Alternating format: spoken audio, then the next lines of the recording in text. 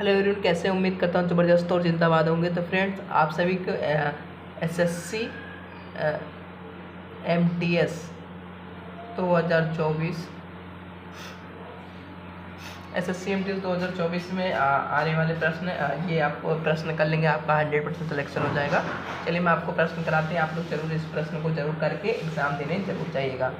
चलिए पहले प्रश्न को चलते हैं। पहला प्रश्न आप सबके स्क्रीन पर लिखा हुआ है कि गर्मियों में उत्तर भारतीय मैदानों में बहने वाली अत्यधिक गर्म एवं शुष्क स्थानीय हवाओं को क्या कहा जाता है? तो क्या कहा जाता है?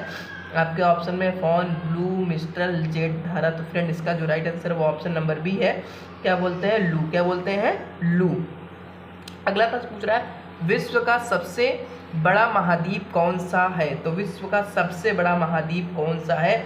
आपके ऑप्शन में उत्तरी अमेरिका, बी है एशिया, सी है अंटार्कटिका और डी है अफ्रीका। तो फ्रेंड्स, का जो राइट आंसर वो ऑप्शन नंबर डी अफ्रीका। अगला प्रश्न पूछ रहा है, प्रश्न नंबर 3, ऐसे घने घुसरी बादलों को क्या कहते हैं जो वर्षा करते हैं? उसे क्या कहा जाता है? आपके ऑप्शन में वर्षा स्तरीय मेघ है और बी है प्रभामंडल है। तो फ्रेंड्स, का जो राइट आंसर वो ऑप्शन नंबर ए है वर्षा स्तरीय मेघ। चलिए अगले प्रश्न पर चलते हैं। अगला प्रश्न आप सबकी स्क्रीन पे। अगला प्रश्न पूछ रहा है, जिन देशों को समानता बल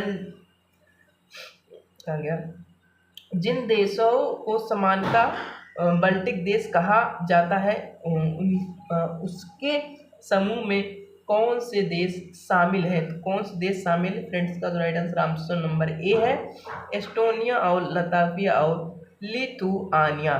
चलिए अगले प्रश्न में चलते हैं। अगला प्रश्न आप सबके स्क्रीन पे पूछ रहा है, रबड़ के बगीचे यहाँ पाए जाते हैं। तो रबड़ के बगीचे कहाँ पर पाए जाते हैं? वो ऑप्शन नंबर डी है भूमध्यरेखीय क्षेत्र पर। कहाँ पाए जाते हैं? भूमध्यरेखीय क्षेत्र पर। प्रश्न नंबर 6 पूछा है, लोहा इससे निकलता है। लोहा किससे निकलता है? आप हमें बताइए। आपके ऑप्शन में हिंगुल है, बी है हेमेटाइट है, सी है बॉक्साइट और डी है डोलोमाइट। तो इसका जो राइट आंसर है वो ऑप्शन नंबर बी है हेमेटाइट। अगले प्रश्न को चलते हैं। प्रश्न नंबर 7 पूछ रहा है, समुद्र में ज्वार भाटा इसके कारण आता है। तो किसके कारण आता है? आपके ऑप्शन है सूर्य के प्रभाव के कारण या चंद्रमा के प्रभाव का है, सूर्य या चंद्रमा के प्रयुक्त प्रभाव, या डी है पृथ्वी और सूर्य के गुरुत्वाकर्षण बल के कारण। तो फ्रेंड, इसका जो राइट आंसर है वो ऑप्शन नंबर सी सूर्य और चंद्रमा के प्रयुक्त प्रभाव के कारण। चलिए अगले प्रश्न में चलते हैं। अगला प्रश्न आप सबकी स्क्रीन पे। अगला प्रश्न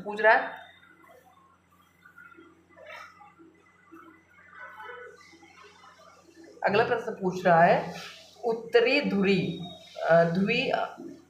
अनुवर प्रदेश टुंड्रा है। तो इसका जो राइट आंसर है वो ऑप्शन नंबर सी है ठंडे रेगिस्तान। अगले प्रश्न चलते हैं। प्रश्न नंबर 9 पूछ रहा है, भूकंप का दर्ज करने वाला उपकरण क्या है? जो भूकंप को दर्ज करता है उसको बोलते हैं इंडियोग्राफ। क्या बोलते हैं दोस्तों? इंडियोग्राफ। चलिए अगले प्रश्न चलते हैं। अगला प्रश्न आप स्क्रीन पे ये रहा। प्रश्न नंबर 10 पूछ रहा है,